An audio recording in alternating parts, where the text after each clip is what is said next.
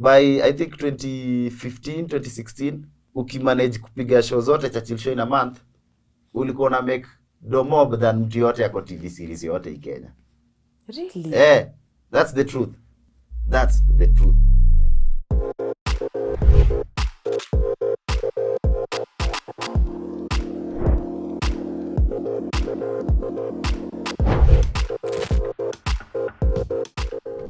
What's up, everybody? My name is Lily Aisha and welcome to Chat with Lily. Now I tell you guys, if you see my face, I'm about to give you something amazing. This time we're here at SPM Studios here to meet Butita. He has so much, guys. You've seen this man. 2021 is just a few months, shy to ending, and this man has bagged it. In fact, I think mwaka yake imeisha here. But anyway, guys, let's go meet Butita. Let's go see what he has in store for us. Let's find out why he's in Nairobi and the baby somewhere else. You don't know, guys, but I'm going to tell you. All right, let's do this, guys. Let's go meet Butita.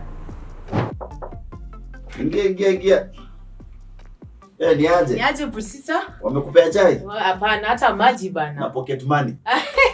Allowance. Si tulisha hapo ukikuja huku unapewa chai pocket money. Nimenyimwa. Karibu Nitumie M-Pesa. Kaa kwanza hii side ndio ukiuliza swali baya mimi ndio unashindwa kutoka. Mimi sina swali baya. Hapa nimekuja tu kujua unaendeleaje. Ndio zoni yetu. Huku ndio mali kazi ifanywa SPF. Very good place na kuna mics mingi hapa. Mbona unitangi tufanye ka podcast nini? Usijali, apply. Wow. Apply alafu 2 working days to process. Tuone kama una qualify. Lakini anytime, karibu. Asante, very nice place. Asante sana. Jani peane huku. Nakuru kuna maslay queen watano atujui walipitaje border. They turned out to be positive. All right, Butita, habari yako? How you feeling today? Niko salama sana, siwezi complain. Ukiwa na kesi utaisikia mahali. Lazima na mimi hata labda nitatoa hiyo kesi. Yangu najitolea. Ndio inafaa. That's how it should be. First things first, of course, we have to of course. It is allowed. Yeah. We have to just bring it up here and congratulate you. First, sasa, is it first Swahili Netflix writer ama first Netflix Swahili? First iko.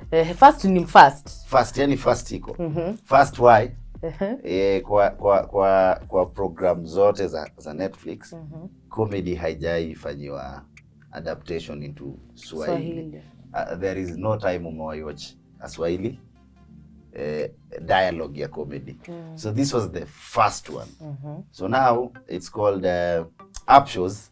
The original show created by Wanda Sykes and Mike Epps was in English. Started streaming in May. So now the idea what we were doing, we were adapting the script into our audience so that people can relate with it, because the original language is colloquial English. Colloquial English ni sheng ya kizungu. You wanna say, man? Okay. Ain't gonna unaweza translate ain't gonna. Who translated gonna kwa Kiswahili? Ain't gonna kwa Kiswahili sanifu inaweza kuwa kamwe sitoweza, lakini sasa unaona inapoteza the comedy beat. That's true. So what happens, you bring it into you localize it without losing the creator's intent, the real meaning. So unaibadilisha, kukiona mali unaweza ka light sheng nini. So Kiswahili msee wa Tanzania anaweza elewa, wa Kenya wapi, not too deep, not too shallow, not too sheng. So that's what we are doing with a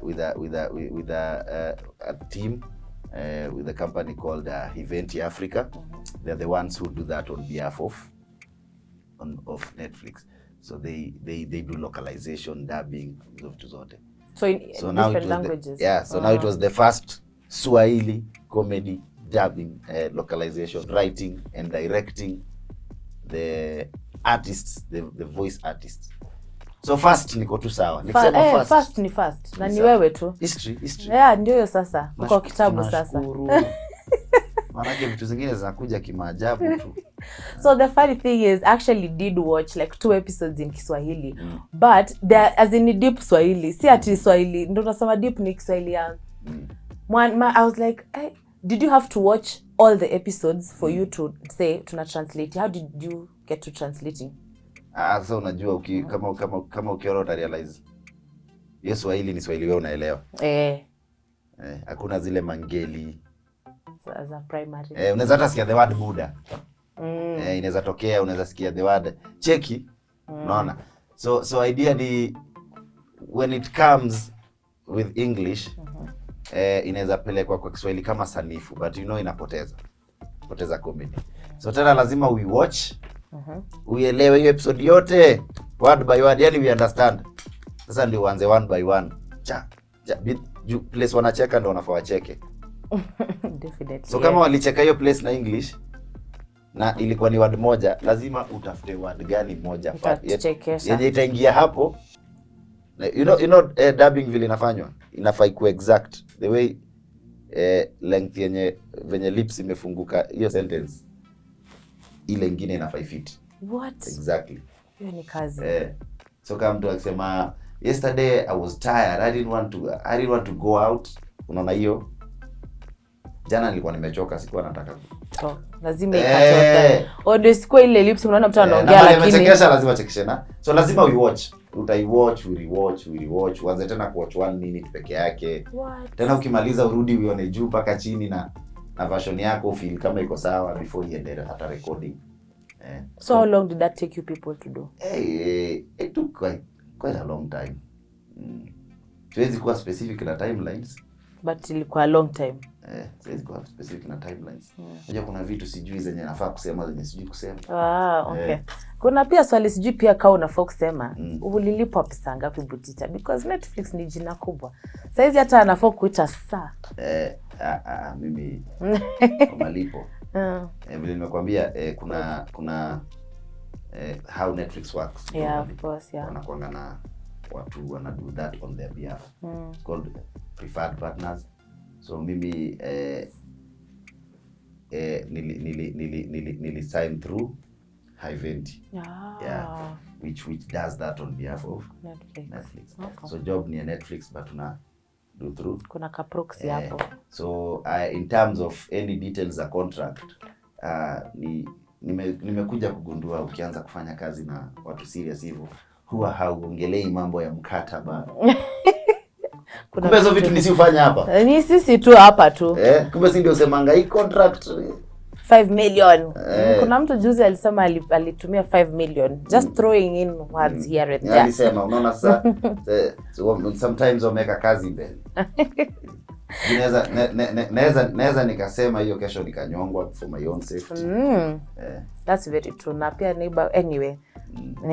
Ni Kanairo. Ama hao tena wakasumbuliwa na mtu mwingine. Butita alisema alipewa, sasa wewe lazima mimi. That's also very true. Let me take you back now. Butita coming to grow up. Where was Butita born? How did Butita come about? Primary ulikuwa unataka kuwa nani? Is this the vision you had in your life? Sikuwa nataka kuwa nani. Tukue serious Butita. Sasa mimi nilizaliwa place inaitwa Coach iko mahali hapo Kariobangi. Unajua Coach? Nitajua ukiniambia. Wewe umezaliwa wapi? Nimezaliwa Nairobi. Nairobi kubwa. Saidi. Before niko explain Coach lazima nijue zaidi. Ulikuwa side nyingine Uhuru Highway ama side? Sasa side ni wapi? Kwa hospitali nilizaliwa Nairobi Hospital. Unaona Uhuru Highway? Nairobi. Hiyo ndio poverty line. That's why you draw the line. That's poverty line. So this side is below the poverty line. The other side is above. I think I was born on the highway. I was in the middle of poverty. Hakuna kwa katikati. Hiyo line lazima kwa mahali. So coach iko hapa Kariobangi. Yana Kariobangi kuchukua number 14. Stage ya mwisho. Kuna place inaitwa Korokocho Kisumu ndogo. Kisumu ndogo juu population ya Wajaka na walikuwa wengi. Unapata kuna madhao mena nini. Actually hata mimi nilijua Kijaka fluent before nijue Kiluya. Juu ya pale huko. Juu ya Kisumu ndogo. So Kisumu ndogo tukapiga miaka kama 3-4 tukaomoka. See God. Tukaenda Kariobangi sasa. Tuliomoka tukuingia ghetto ingine.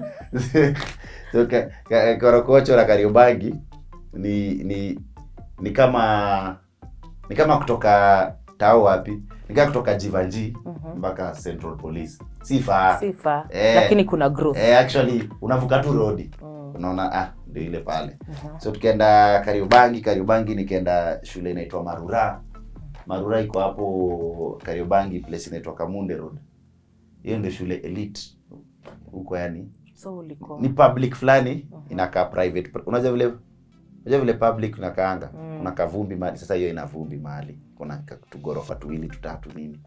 So Marura nikakanyaga mpaka class 8, alafu nikaenda Butere character development. So nikaenda Butere Boys High School kupiga character development for 4 years. Ndio nikarudi Nairobi kujaribu art sasa. So you had that vision of art ever since? Mimi nilikuwa napenda art. I think noma yangu sana na Marura, nilikuwa naendanga home, kuna hizi programs za drama zilikuwa zinakaa kwa TV. Film vitu kit fulani. Nilikuwa nazilike sana, naona ati National Drama Festival kuna time kwa TV wanaleta play sijui Menengai. Nasikia nilikuwa na like hiyo kitu, but primary yetu haikuwa nayo. I think tulikuwa na drama for like nikiwa primary ikapotea. So nimeenda high school. So hapo primary mimi nataka kuwa aeronautical engineer. Nilikuja kujua kuna kitu inaitwa aeronautical engineer. Nilikuwa nasikia kila mtu anasema pilot, nikaambiwa ati hata kwa pilot atafanyangi kazi. Unajua vile watu danganya pilot, unajua hiyo ukatu. Ndege uendeshwa na watu huko chini. Kuna traffic controller na kuna aeronautical engineer mwenye engineer wa ndege. Nikasikia hiyo kitu kiwa amazing sana. Yaani kuna mtu anajenga ndege. Kasema ndio kwa aeronautical engineer. Hiyo sasa ndio ikakuwa idea yangu kwa akili. Kuingia high school. Bado nataka kwa aeronautical. Sijacheza. Ulifanya physics. I think the second day nikiwa high school nimeadmitiwa jana leo. Sijui mbona wanasemanga kuna admitiwa high school, kwani nika hospitali. Ni shida, si ndio character development. You need to be admitted. So admitiwa the second day, drama walikuwa wanafanya kitu inaitwa dress rehearsal. Dress rehearsal ile unajua mna perform before mwende. Unakaa mko ready, mna perform for your school. Hiyo kitu ilinibamba. Unaona bas. I'm here. Ndio hii sasa. Sasa si ndio hii. Ndio hii kitu nataka kufanya. Yaani nilitaka kujua the other side of drama. Achana hata na hiyo kuperform. How do you go about it to make the entire thing work? So bado niko aeronautical. Bado vitu hazijafanyika. Uko 2 day 2. So I think form 2 nikaingia drama. Tulikuwa na mwalimu mnoma sana wa drama, akanipea role nikachafua. Nilipatiwa role fulani ya mwizi, sijui kwa nini. But mimi nilikuwa nataka kuwa pastor kwa hiyo nini. Watu wakanipea mwizi. Utaenda muulize why. There has to be a reason. Ile discrimination inakuwa kwa hizi mashule. Wewe utakuwa mwizi. Wewe ndio utanyang'anywa. Character development. Sasa nikakuwa tegi kwa script ikaweza sana. But then sasa nimeanza ku like drama, nimeanza kuifeel nini, alafu huyo mwalimu akapigwa transfer. So ikakuwa form 3. Tunaenda form 3 but hatuna mwalimu wa drama ule mnoma. So ni kama tutakuwa na play. Tunangoja kuna mwalimu anakaa mchuo wetu, tunaambiwa ni wa drama. So ni aje. Mimi napenda kusoma hizo scripts za drama nini. Ile nyingine previous nikaichukua nikacheki, nikaona hapa si naweza jenga story. Nikajenga story, kaandika dialogue nini. Story poa ya drama like 40 minutes play. So hiyo ni towards tunaenda kuingia form 3. Jua alitoka mwaka ikienda kuisha form 2. Nikakam nayo first time, nikaambia wase wa chuo niko na kuzo yangu mnoma kuandika maplay mbaya. Ule jamaa yani hata yeye ndiye ameandikia, kuna job alifanyanga ya Alliance. Nikataja zile mashule noma drama. Wase wakaniambia "Suponge naye tuandikie play." Nikamwambia hata ndio hii. Alinipea moja hapa tufaa. Watu wakabambika hii ni play ya msi anaandika Gazama Ashoka. Nilijua nikiwaambia ni yangu wataijua. Lakini kizungu mbaya, lakini tutaichange hiyo, tutachange. Change. Bora story. So for the first time hiyo shule ikakuwa na play imeandikwa na student. So vile tulipenya level ya kwanza ikabaki nimwambie ukweli. Hii kitu ni mimi niliandika. Na deskmate wangu walionanga nikiandika hiyo kitu. Sasa hata aliwaambia, "Hii si nimeonanga nani akichora hapo." So hiyo kwa history hiyo shule yetu nikakuwa the first person kuandika kuiplay na kuidirect na ikaenda ikapita hadi zile level za kawaida. I think ilifika tuko naishia ngapo ma regional, in seven hadi provincial wapi, so national ndio tukwenda. But hiyo experience ilinibamba. Ni aje mimi sijui hata stories za play, lakini nimeangalia script mbili nikaandikia wase, so love ya film na acting na nini ikakuwa strong kabisa. Kaanza kuona okay, siku moja basi inaweza write for film. So hizi play zote naandika na nini ziko na comedy ndani. Mi nilikuwa na believe napenda script inaweka wase on toes, either too emotional ama iko na comedy fulani yenye wase wanati. So kuna chuo ilikuwa inaitwa Viga. Walikuwa wameiva. Viga hiyo na najua. Sasa vijana wanapiga sinema. So nimepiga scripts na ma comedy kukiwa na hizi ma talent show chuo. Klasi yetu lazima ipenye comedy juu. Tutaandika kitu kisimple, tutacreate kiskit nini. So nimeanza kulike comedy. By that time naona nikaa Chachi Live, kuna kitu inaitwa Chachi Live nini. Inakaaje. Unaanza kufeel vibe. Yes, unaweza taka kudu comedy but huwezi taka kuifanya kujipaka sijui nini kwa uso nini. Unaweza you feel like there's this form of comedy which is more organized, ki stand up nini. Ile kitu unaweza taka kudu. So nimemada chuo kuna time nimecheki msanii wa Basketmouth. Nimeona kuna CD fulani ilikuwa inatembea. Yeah, there are two things involved kitu kaa hiyo. Nikacheka manzi hizi vitu mzee anasema ni vitu naweza fikiria 2-3 hata kasi hiyo hivyo. Hii ndio style nataka kudu. So the only way ni wacha ni try Chachi Live. Chachi Live kutry audition ya kwanza nikadunda proper. Walai. Sasa nikidunda tukitoka nje tukakutana na kina Njoro amedunda mara 9. Mwingine sasa nikashindwa mimi pekee ndio nimefail one audition. Watu wamefail 9 10 nini, tuende nayo sasa. Sasa tuzianguke. I think nikiwa 6-7 nikapenya stage. Sasa ndio nikapata performance yangu ya kwanza na ikutokea kwa TV. So nikamtokea kwa TV 2012 show fulani inaitwa Kenya Kona. Ndio tena tukaingia Chachi Live 20. Sasa hiyo explain mbona era article ilipotelea mahali hapo. Unaona data ilienda kitambo hata nikaisahau. But iko tu. Siku moja ndaandika script ya ndege, nitaafu ku research juu ya flights kidogo. That's interesting. Umeingilia right into Churchill because that's where we got to know now who Butita is. Na sasa vile explained on I get to understand even how you're working with people like Njugush behind Apple, my script, kina Abel. It's something umekuwa now for a long time. Haya, let's get back to umefika Churchill, umepenya on TV. That's 2013 sasa. 2013 sasa mimi ni mtu mdiambo. Watu sasa angalau unaweza tembea mahali. Nani? Moja pili. At least niko na picha 3 in a month. Maisha kidogo ni kama imeanza kukubali kiusanii, kimfuko ikubalingi kwanza. Kwanza lazima ikubali kiusanii. So Churchill show na perform, but Churchill show something happens that is mysterious. Mimi usikia joke ya msee na change. Wewe si change hiyo.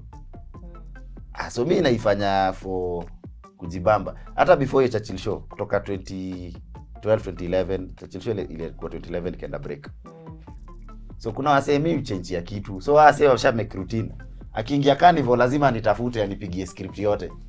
Nimsikize change weka hii hapo kimovie hivi itakuwa sawa. So hii kitu ikaanza kwa behavior. Mpaka mimi Tuesday na kwa gana line mbaya. Watu yani niko na watu kawa 6 wanataka niwasikize. Yet there is a panel of creatives yenye artist anafaa kwenda, which is even illegal kusikizwa na mtu siwa creative. So hiyo time Churchill akanipatiaga nilikuwa na info 2-3 za internet za website ujengwa hivi nini, ni vitu nilikuwa nafanya part time. Hizo mavitu za IT. Akanipatia job ya digital. That's my first job kwa hii maisha.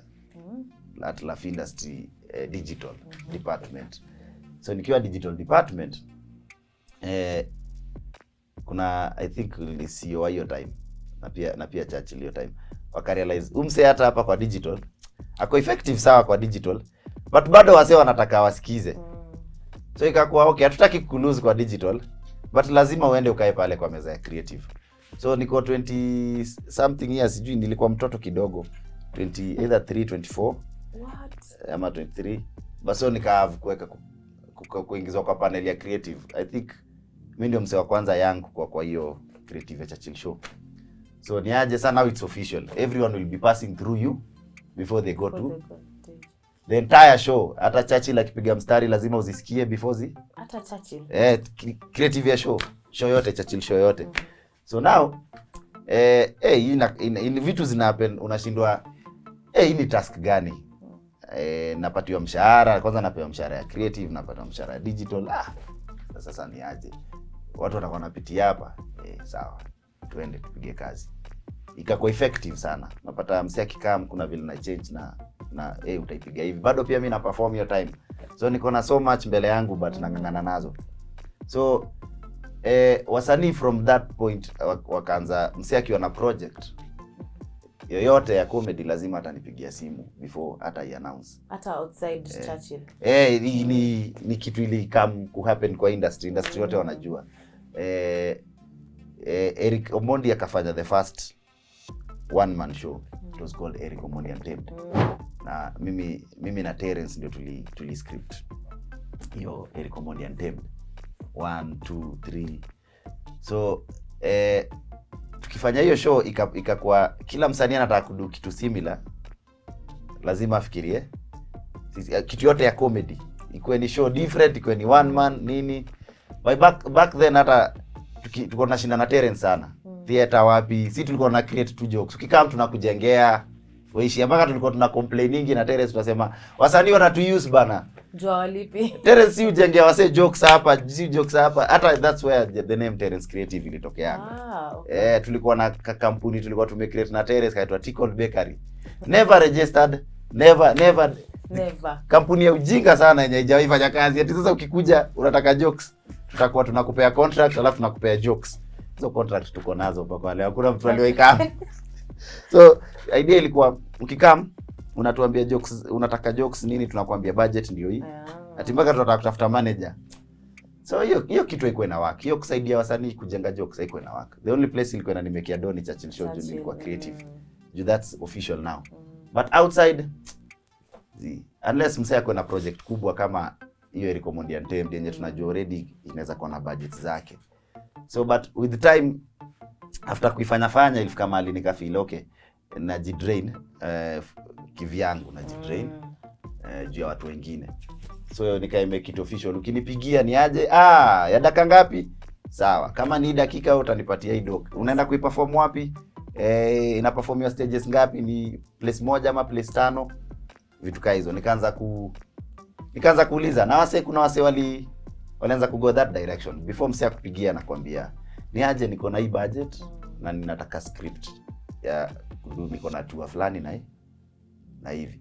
So wase wote wamekuwa wanajua. Bado aside from performing, naweza create ya jokes na naweza direct perform.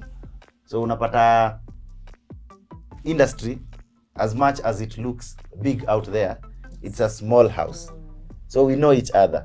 So kama Njugush na Abel hatukukuwa nao Churchill show, but tunakutananga kwa forum zingine. So mimi najua wao ni wase wanavuruganga ile pande nyingine ya hapa kule nini. Abel ni writer, lazima tunajuana writer wa comedy, writer wa script hapa ni nani tunajua yeye ni aje Abel. Kuna vitu mimi umuuliza ni aje uko fiti. So kuna kitu fulani tunataka kudu hivi na hivi tucheze aje, pia kuna kitu ananiulizanga. So kuna time Njugusha alikuwa anataka kufanya TNT. Sasa hiyo ndio ilikuwa first time niliwork naye kwa script ya comedy. Juu already tulikuwa tunajuana, tulikuwa tunafanya trend pamoja, tunafanya nini. But hatujai work.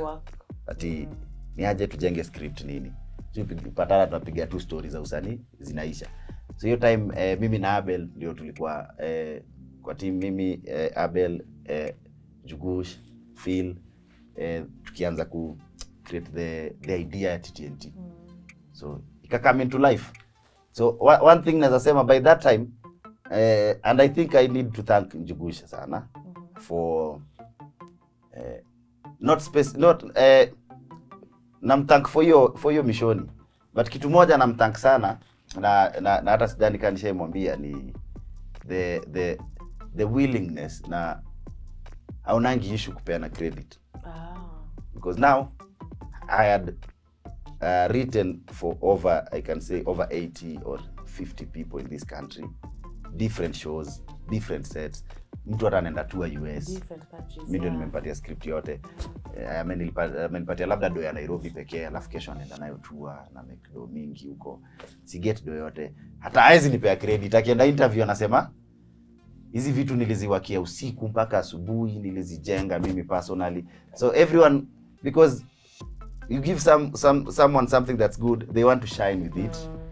They don't want to give you credit. But I think Jugush and Eric, they are the only people wamewaisimama wakakubali accept in public. Niaje hii kazi tulifanya na how. Huyu alifanya, because it doesn't make you less an artist if you had a team for creative. That's the official way that people work worldwide. People have teams. People have creative teams. Even me, if I'm due to do a project, despite being a creative, I might also take other people wanisaidie kubring kitu into life. Ndio nijione different. So ainanga shida kusema umse amekufanyia hiyo kitu. So Njugush yeye alisema na alikuwa naisukuma. Actually tulifanya hata behind the scene. Tulifanya mpaka behind the scene. Na naisukuma na anasema by the way hawa ndio wase nini. And I remember after doing the last TTNT, that was TTNT 2, just immediately after we have done the show, it's out, we are talking ndio show yetu nini, hiyo ndio time nilipata call ya kufanya script ya hii job ya mwisho, hii yenye ilikuwa na project ya Netflix. That's the time which made me realize that sometimes if anyone would have given me the right credit that's supposed to be, other people would have heard about it. Because now is when people are coming to know what I've been doing behind the scene, and it's bringing more and more opportunities. So Wakenya, tupeaneni credit pale inafaa, tupeaneni credit vile inafaa. Ukikuja unifanyie kitu, utasema umenifanyia. Haina need ya kusema nilingangana peke yangu. There is no glory in doing something alone. But that's true. Even the big companies in this world, they are not owned by one person. Same moja. Very interesting. So hiyo ndio kufika hapo kwa tulijipata tunafanya kazi na kina Abel hivyo nini hivyo, but their work ethics, they're just on another level. They understand what it takes to work with an artist. I think that's very important. Na I think hiyo nilikuja kujua siku samu ulikuwa hapo behind the scene, because everyone could tell huyu anafanyanga hii, huyu anafanyanga hii, na huyu bila huyu hii haiwezi. And I think that's for me, watching that and now hearing it from you explaining, that's such a good thing. Now let's get back also to siku zako za Churchill, good times when we knew tunajua Butita. You went through a lot. Huko first of all trolls hata mpaka leo, but who cares? But there were a lot of because of course you came from Churchill and things, you grew and now you're where you are now. At that point there are times where I would hear Churchill does not pay us. Churchill does not give us, he just gives us a platform. Or there's a lot of depression in comedians. We got to know in 2020, which was such a surprise for us. So what do you have to say about that time when people wanasema misko analipwa? Because wewe umesema you are being paid in your part of being a creator and in digital. Now what happens, this is my own judgment when it comes to Churchill show as a show. Churchill show is a very big platform. And being a big platform and a big show, it comes with expectations. Because I remember there's a time on TV shows it was the most paid. Yes.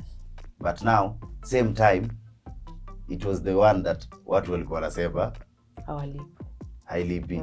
No, ijaitoka huko, inakuwa umepata conversation mahali mtu amesema wasanii walipi, then wasanii wanaanza kuulizwa. That's why most of them don't talk.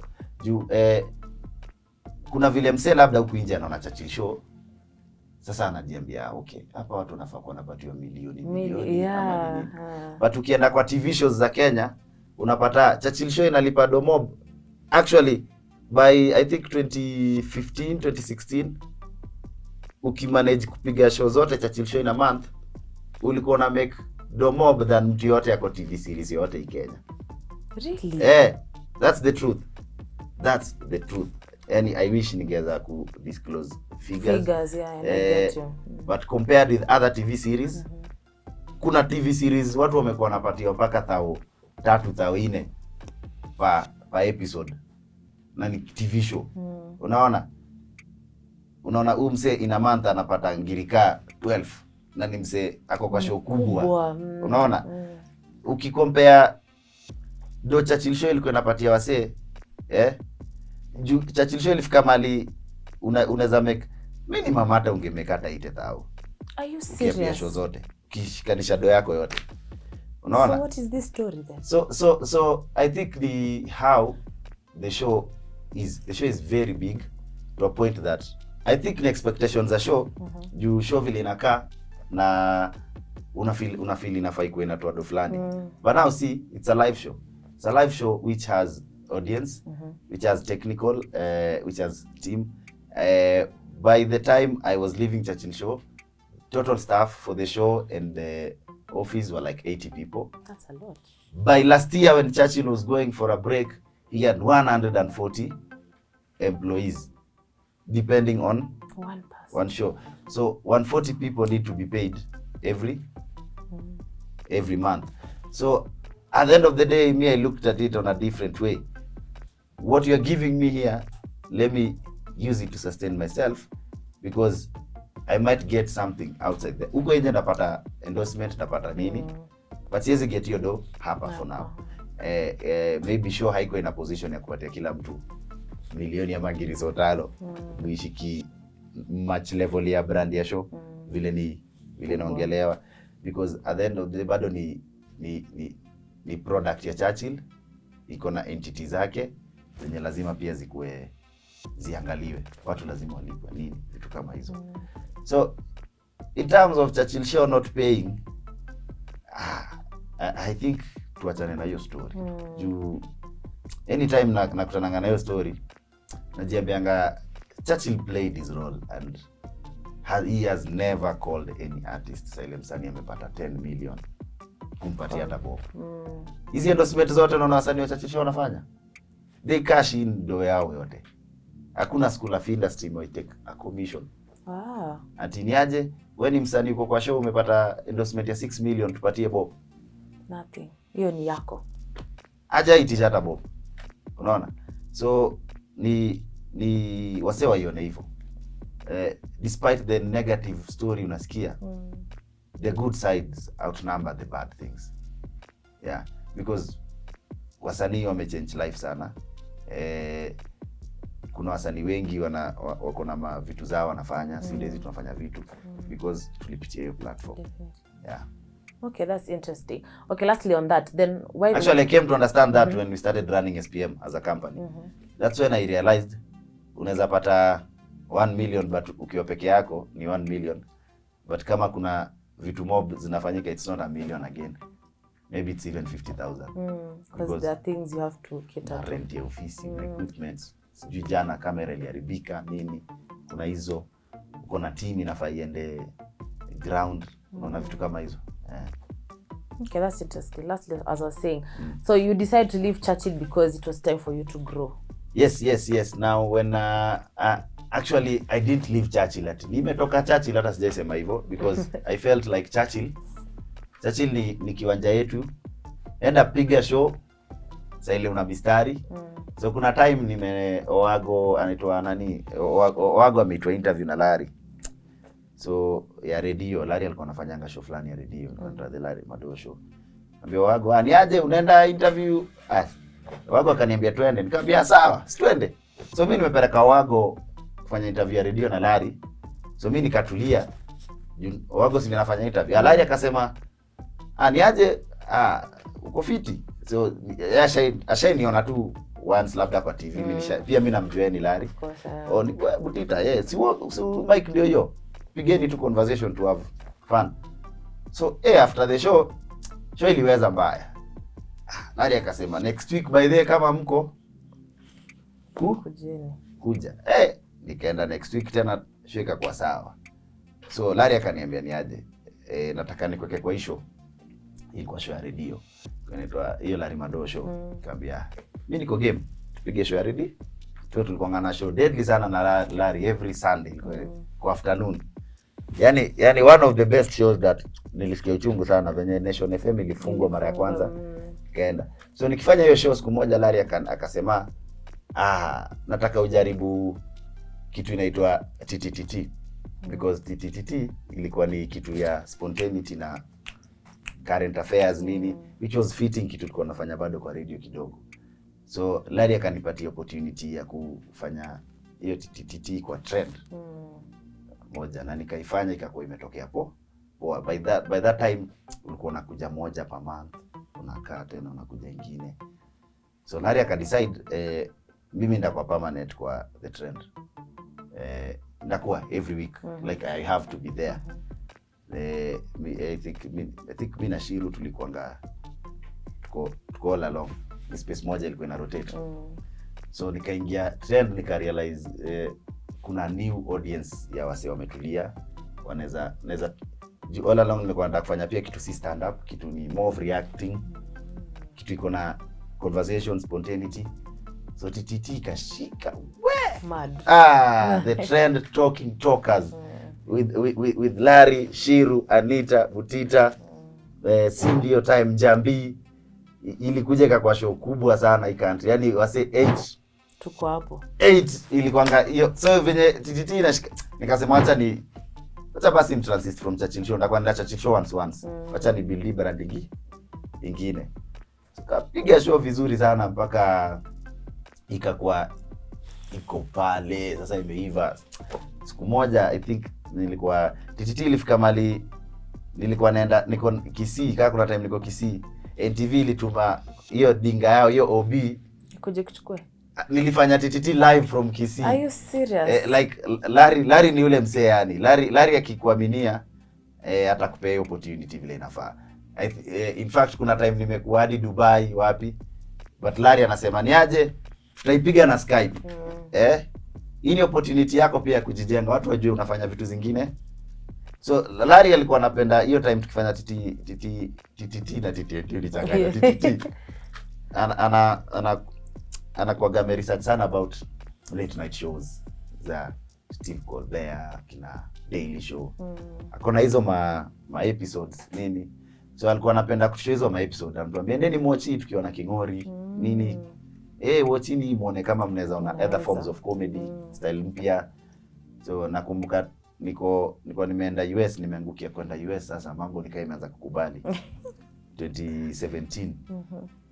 Manze naona Larry amenipiga ametuongelesha hapo kwa group ametuambia ni aje wase.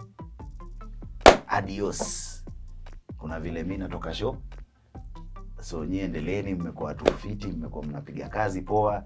Mambo yenu iko sawa nimeongelea hapa. Actually tulifanya kati TNT the first time ikukuanga show recognize hata na hiyo TV. For 1 year karibu 1 year tulifanya free. Starting the next year ndio ikakuwa haya. Kumbe hiyo show inaleta do kushinda show mob hapa kwa MTV.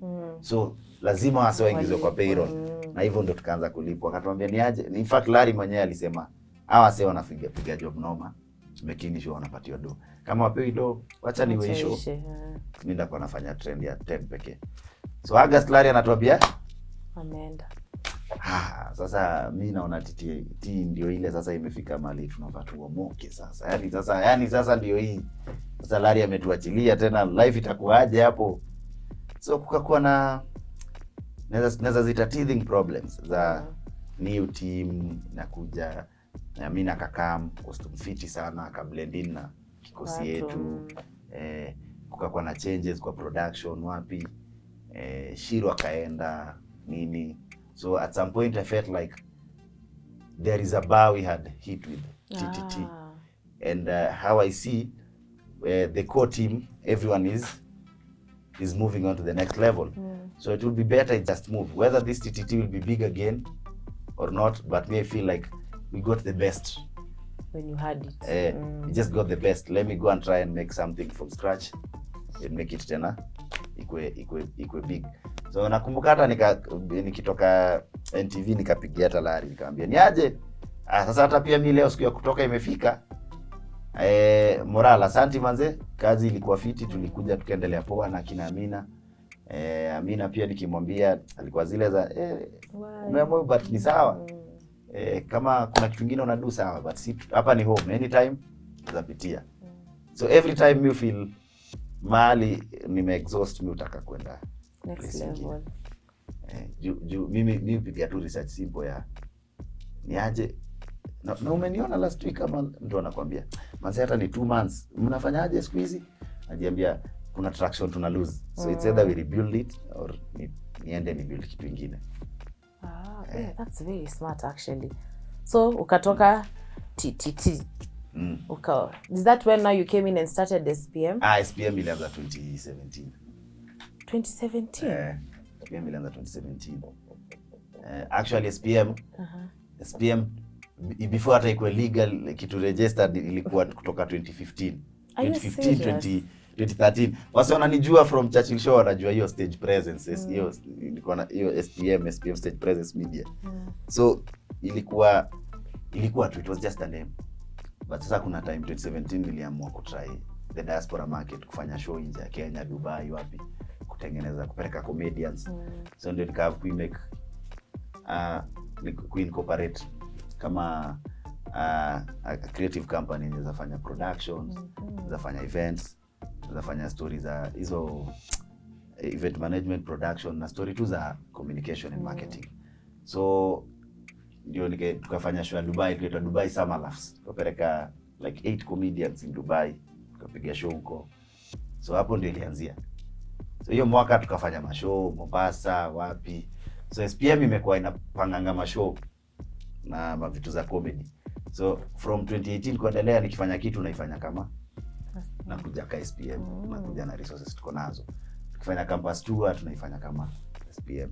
So after hiyo 2019 sasa ndio do a new product called campus tour, which was a tour ilikuwa inaenda country. Yeah, niliona that.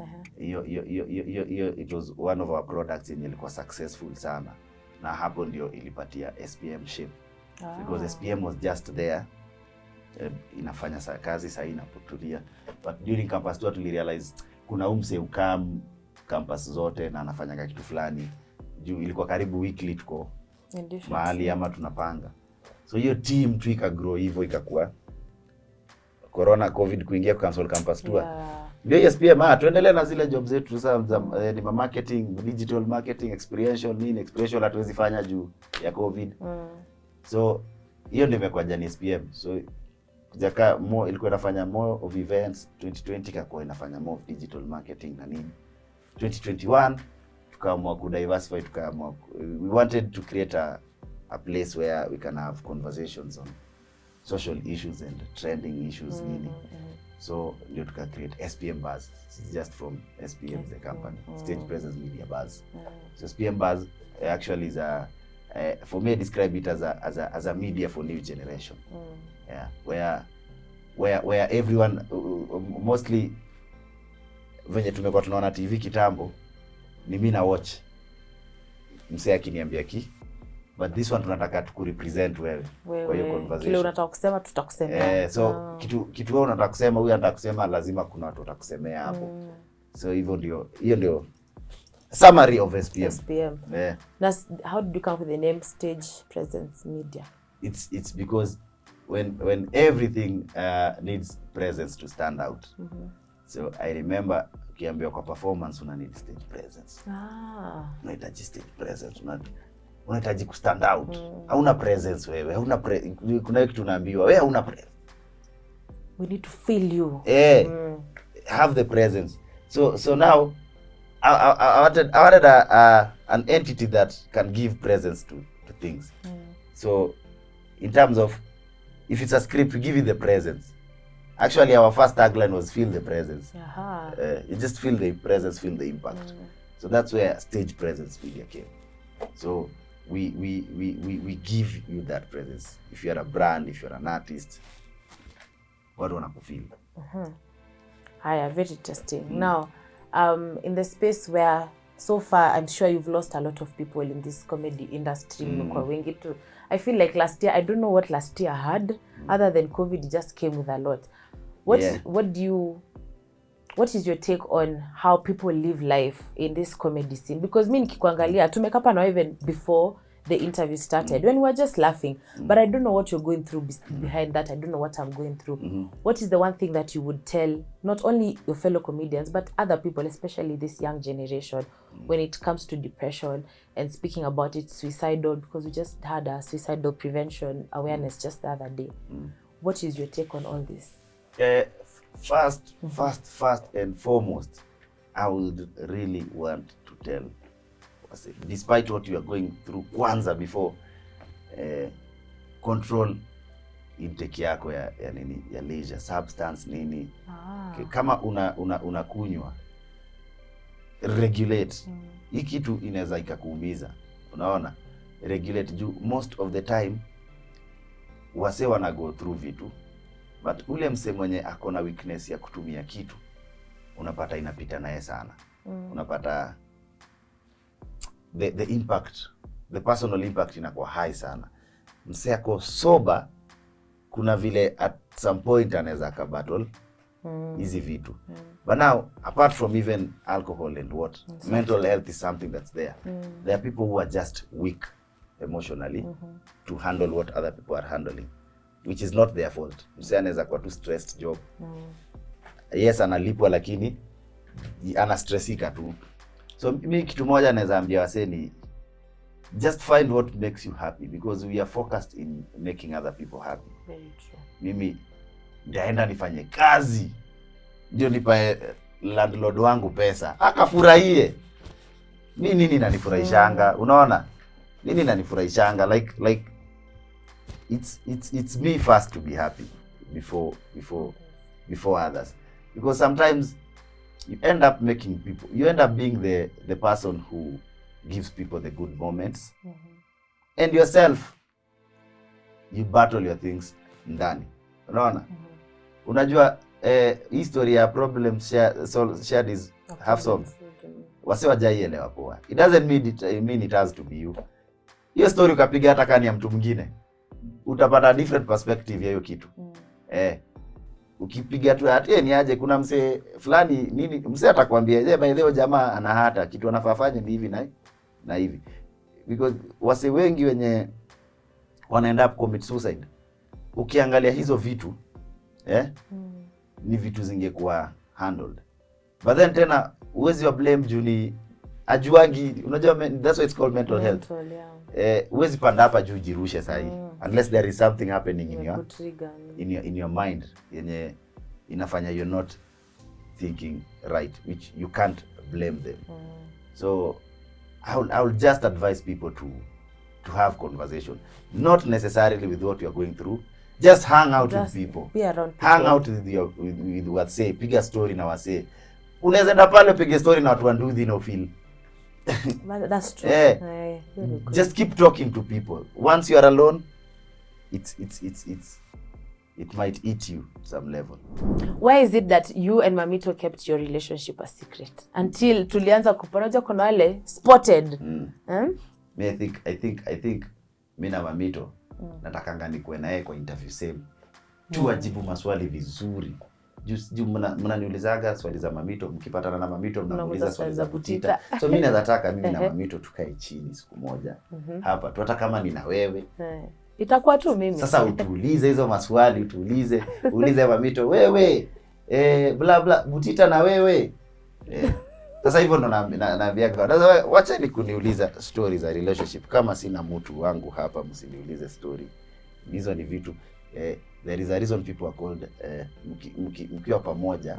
Ni entity, muulizwe maswali pamoja. Hey. That's why some families have family spokesman. Wewe. You can't be the spokesman in your relationship. Kila mtu ajongelele. Mimi sitaongea. Na mbona wewe uko hapa? Mamito celebrated a birthday just the other day. Why are you here and she's there? Last time mulikuwa pamoja. Away, mulikuwa in another. I hope, I'm assuming vile anatutaga hapo juu yake location, that is where she is. Isikuwa umemwacha kwa nyumba na anatudanganya kwa Zanzibar. Sijui ako wapi. Na si mtu anaweza enda Zanzibar leo. Mimi naweza. Na si Mamito mwenyewe apiga sherehe yake, birthday yake Zanzibar. Ni njema, ni happy birthday to her. Sijui mbona mnaona makosa. Mbona ukwenda? Mimi, let me tell you, my birthdays I want to be my man. Nataka tukae naye tupige picha miguu beach ni. Umefika hapa asubuhi, umepata tushafika hapa. Kuna vitu zimepile hapa. Lazima tuzisongeshe. Project ndio hiyo tulikuwa tunamaliza kubwa. Wakenya wanaipigia kelele, iko Netflix. So sometimes vitu zugongana zinakuwa. Msijali. Hiyo kitu mnatafuta mtaipata tu. Finally Butita, we have a bit 3 months I think to the end of 2021. Plans za Butita ni nini? A year ago you said you wanted to be on Netflix. See you now. Tumefikisha a few months hii mwaka isha, unapanga aje? Engagement, you know, such things. Hii mwaka inaweza isha tu sasa hii. Hii mwaka yangu ilisha Friday. Ilijaru Friday. Sasa tuna plan ku diversify onto the global market. Tunapanga kwenda Afrika na dunia sasa. Tunataka kukua kioski yenye kwa dunia, si Kenya pekee. Juu internet imefanya dunia kwa pamoja. So we have tours that we are planning, Africa and world in. So mtakutana tu na maposta hapa manini mavitu. But we are just going global. Okay. Any product that we are launching moving on global. So we are not going to see Butita on stage anytime soon. Utaniona stage ikiwa corona ikiisha utatuona stage. Kuna ma specials ziko online. Unaweza ziwatch, tumezifanya, tutafanya zingine. But tukisema global bado ni comedy tu. So si ati tunaacha hapa, but tunataka tuuze stories hapa pia huko nje. Very interesting. So umesema huu mwaka itaisha kama Mamito amewekwa pete. Nimesema mimi na Mamito tutakutuliza kitu. Lakini si wewe ndio utaweka pesa, sasa utakuwa tumeharibia Mamito surprise akiwa hapa. Sasa nataka niseme surprise hapa. Ala. Si mambo ya pete inakuwa gani siri? Ni siri, but unaweza tuambia si alafu tusimwambie. Media na wajua. Unajua sana. But this has been so great, Butita. Asante sana.